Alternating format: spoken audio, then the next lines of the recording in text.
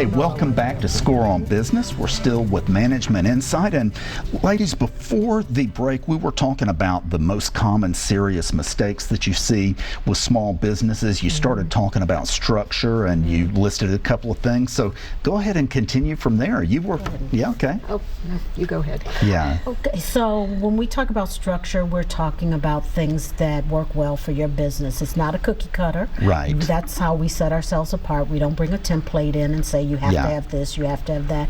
We want to design things that work. So we ask what's working. Right. And we ask what's not working in your business. And maybe people aren't coming to work on time, or maybe you're having turnover, or having a lot of turnover, or maybe you're having poor attitudes. People are saying, oh, that's not part of my job, kinds of things. So the things that you might need to put in place are like a handbook that sets expectations about, you know, what we expect for people to do in terms of coming to work, being at their desk, performing their job, setting certain hours, those kinds of things. And that handbook can be very complicated or it can be very streamlined depending on the culture of your business. So, I mean, that's one example. Okay, perfect. And certainly with a handbook, we don't have just this is the handbook we give you. We work with each business to see really what their needs are. And again, reinforcing what I said earlier, it has to work for the business and it has to be something they're actually going to use and follow, or there's no point putting it in place. Exactly. So that's where, just to reinforce what Veronica said about it not being cookie cutter, that's so important. We want to tailor it to each business's needs. And so getting that basic handbook in place is a great starting point. Right.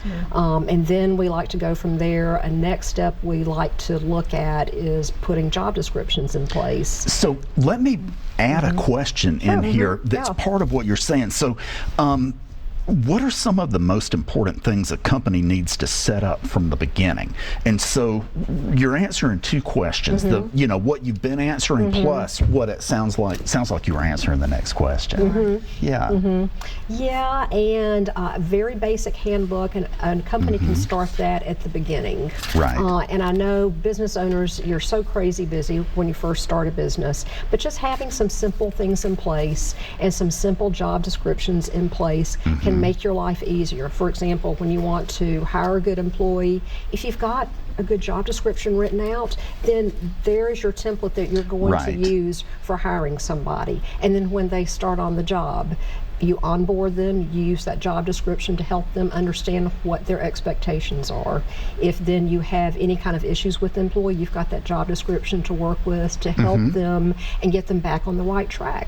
Right. And then if you ever have to fill that position again, there again, that's your guideline for posting the position and getting it filled. So that a job description doesn't have to be complicated, but it really helps the business owner a lot to have that in place. Well, it's kind of like if you're on a ship in the ocean, if you're steering it, you know, trying to get somewhere, then you do better than if not. And that kind of it's kind of your little manual. It's your manual for your day-to-day work. And it's really important because once you start hiring people, you have some regulations, some government regulations that really are going to impact like it or not, they're there. I mean, they're there. And the job description helps with that as well. Right. So salaried employees versus hourly employees. You've got to be able to distinguish those, and you have to do a good job at that. I mean, that's where a lot of businesses get hung up. That truly is a big issue, because you can get into a world of trouble if you, for example, have decided, well, this person is really important, and I think they work a lot of hours, so I'm going to make them salaried so I don't have to pay overtime. Well, there are a lot of strict rules that the government has put in place about who can be salaried and who can be hourly. Really? Now, I didn't know that. Oh, absolutely. Yes, and that's one area where we see people get into trouble, is they set somebody up as salaried when really under the regs they are hourly. Right. So and so then you're talking trouble with the there's fines, there's penalties, fines, back overtime pay. It's not pleasant. You don't want to go through that. Exactly. And so you just need to do it the right way. And everybody's clear, you have the documentation in place, you know, you've set up the structure that supports the work that you do. Exactly. Yeah. Yeah, so kind of what I'm hearing you say is a combination of structure and flexibility. You know, there's laws, there's best practices such as onboarding that have shown to really pay, and you also have the flexibility to kind of understand what they're looking to achieve to get those things put together where it chooses the most important ones, and that makes a lot of sense. So, why would a small business need a human resources professional? That's a good question. And a lot of small businesses think they don't need a human resource professional, but there are a lot of things that you can be audited on. You just need one unhappy employee. Right. You just need one unhappy employee to file a complaint and say something went wrong, in my experience. It causes you lots of grief and money. Yeah.